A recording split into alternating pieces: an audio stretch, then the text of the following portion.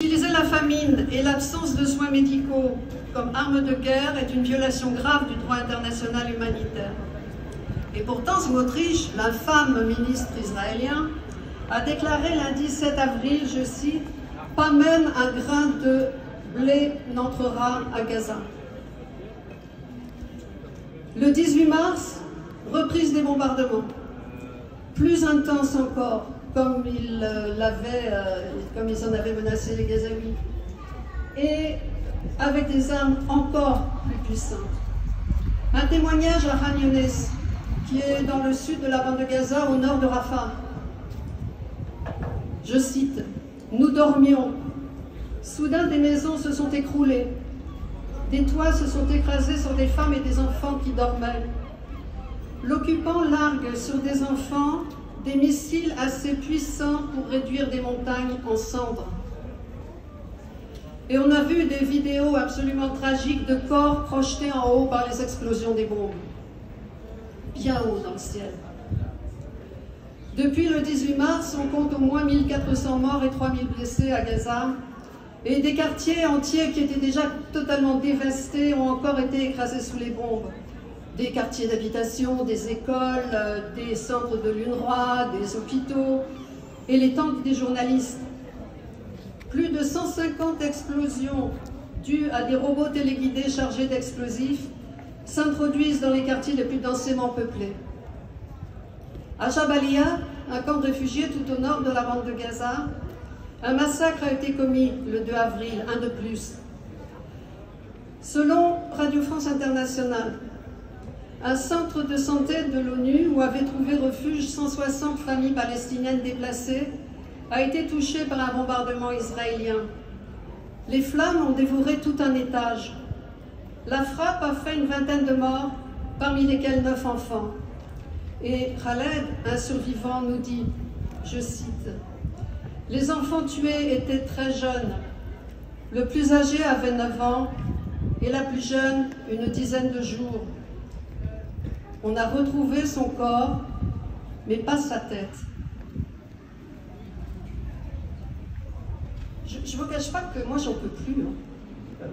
Je m'informe tout le temps et ça devient totalement insoutenable, que ce soit des articles, des vidéos, des photos. C'est la barbarie à l'état pur qui se développe à Gaza. Donc les enfants, ils sont particulièrement visés.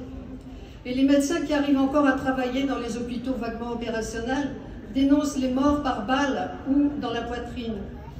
Beaucoup sont amputés et leur vie, s'ils survivent, est compromise, leur avenir inexistant. Ils sont traumatisés en profondeur et ne s'en remettront pas, peut-être jamais. Dimanche 6 avril, 9 enfants jouant dans la rue ont été assassinés par un tir d'artillerie à Al-Toufa. Et selon le docteur Permuter, qui est un médecin humanitaire international, je cite, « Un enfant avec une balle dans la tête, ce n'est pas un accident, pas du tout, jamais. »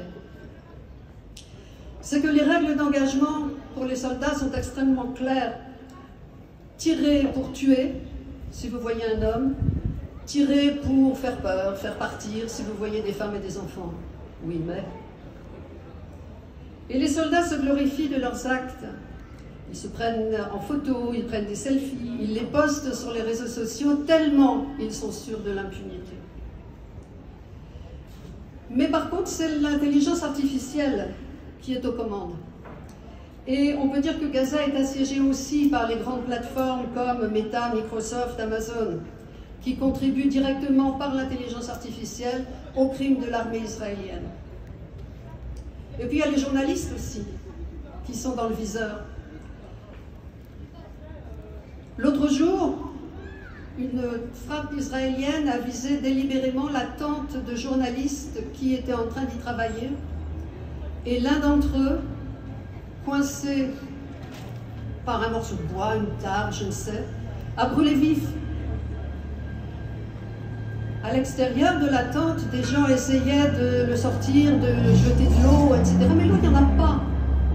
Donc il a brûlé vif. Il n'est pas mort immédiatement. Ils ont réussi à éteindre le feu et à le transférer à l'hôpital. en soins intensifs.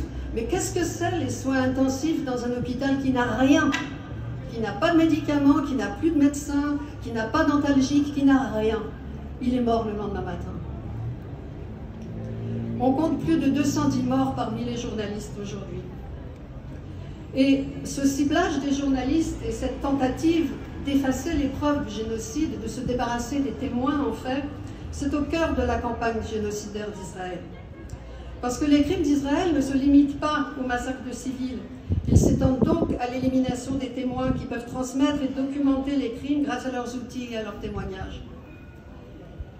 Les attaques contre les journalistes et les efforts de documentation ainsi que le silence des voix indépendantes ne sont pas seulement des violations graves du droit international, ce sont aussi des éléments essentiels du crime de génocide. Et puis le personnel médical, il est visé, hein, on le sait, il est tué, blessé, emprisonné comme le docteur Abou Safiya dont nous avons l'image ici, qui est toujours emprisonné depuis décembre et qui est extrêmement maltraité comme tous les prisonniers palestiniens dans les prisons israéliennes. Pour vous rappeler, on a parlé la dernière fois de cette équipe de soignants qui a été tuée à Rafah. Alors l'armée a dit évidemment que c'était des terroristes, l'armée israélienne j'entends, a dit que c'était des terroristes et qu'ils étaient invisibles et qu'ils ont été pris pour des suspects, qu'il fallait bien tirer.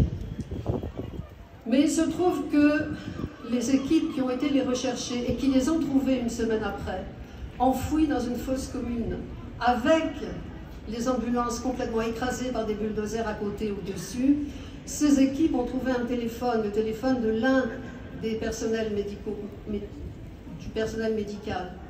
Et dans l'enregistrement qu'il fait, il est évident que tous leurs gyrophares sont allumés, que leurs signaux d'ambulance sont allumés et qu'ils sont en train de ramasser des gens blessés sur les bas-côtés. Malgré cela, quand l'armée israélienne est arrivée, ils les ont abattus un par un.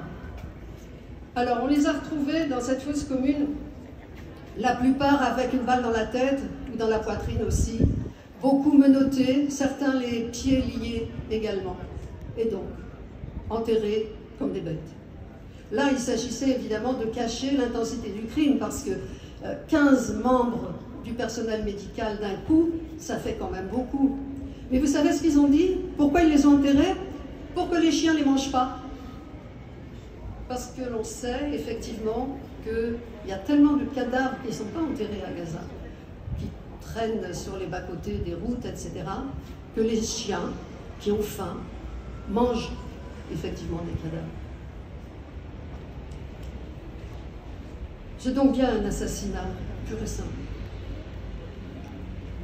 À Gaza, la vie, la mort, ce n'est qu'une question de hasard, de chance, et c'est à tout moment révocable.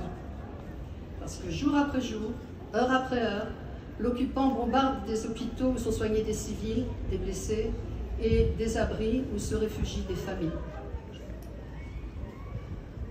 Est partie Laurence. On va vous lire un témoignage